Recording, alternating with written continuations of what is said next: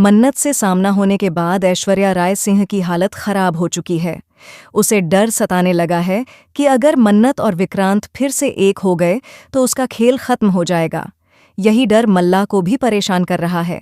इसलिए तीनों ने एक बार फिर साथ आकर मन्नत को रोकने की योजना बनाई, लेकिन उन्हें अंदाजा है कि सीधा मुकाबला करना उनके लिए भारी पड़ सकता है। ऐश्वर्या राय सिंह अब खुद को बचाने और अपने पुराने झूठ छुपाने के लिए एक और खतरनाक साजिश रच रही है। इस बार उसका निशाना नीतू है। वह जानती है कि अगर नीतू सच बोलने लगी तो उसकी सच्चाई सबके सामने आ जाएगी।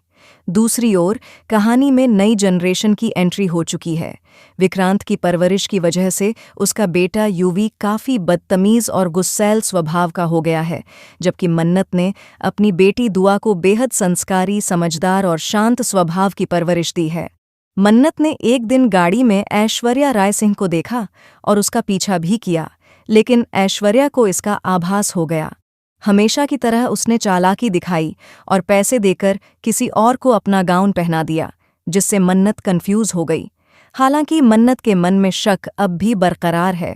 उधर विक्रांत यह जानने की कोशिश कर रहा है कि आखिर मन्नत धैर्य के साथ मुंबई क्यों लौटी है। उसे पता चलता है कि मन्नत अपनी मां नीतू का इलाज कराने आई है। यह सच्चाई जानकर विक्रांत के मन में मन्नत के लिए फिर से भावनाएं जाग उठती हैं। वह अस्पताल जाकर नीतू से मिलने का फैसला करता है। ऐश्वर्या उसका पीछा करते हुए अस्पताल पहुंचती है और वहां छुपकर सब कुछ सुन लेती है। अस्पताल में इलाज के लिए 8 लाख रुपए की जरूरत है।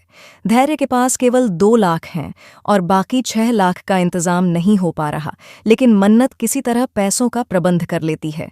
जब वह यह बात धैर्य को बताती है, उसी समय विक्रांत भी वहां पहुंच जाता है।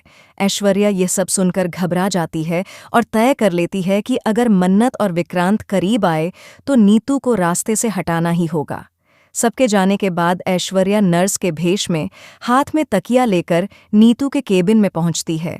वह नीतू को नुकसान पहुंचाने ही वाली होती है कि तभी विक्रांत सही समय पर वहां आ जाता है।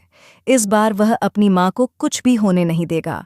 ऐश्वर्या फिर किसी तरह खुद को बचाने का रास्ता निकाल लेती है और इस खेल में उसे मल्ला का साथ भी मिलता है।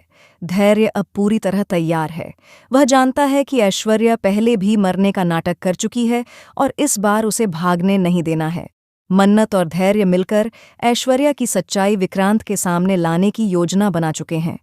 उनका मकसद साफ है, अब झूठ का अंत होगा। आगे कहानी में बड़ा मोड़ आने वाला है। नीतू ठीक हो जाएगी, मन्नत और विक्रांत एक होने की ओर बढ़ेंगे, लेकिन खतरा अभी टला नहीं है। कुछ और लोग भी हैं जो विक्रांत की संपत्ति पर नजर गड़ाए बैठे हैं और उसे अपने फायदे के लिए इस्तेमाल करना चाहते हैं। अब सवाल यह है कि क्या दुआ अपने पिता को कभी अपना पाएगी?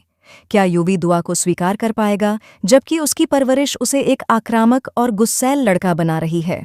दुआ अपनी मां की तरह समझदार और सम्मान करने वाली है, जबकि युवी छोटी छोटी बातों पर गुस्सा हो जाता है। क्या मन्नत ऐश्वर्या राय सिंह को उसके गुनाहों की सजा दिला पाएगी? क्या ऐश्वर्या फिर कोई नया खेल खेलेगी? और आखिर कब खुलेगा उसके झूठ का पूरा राज?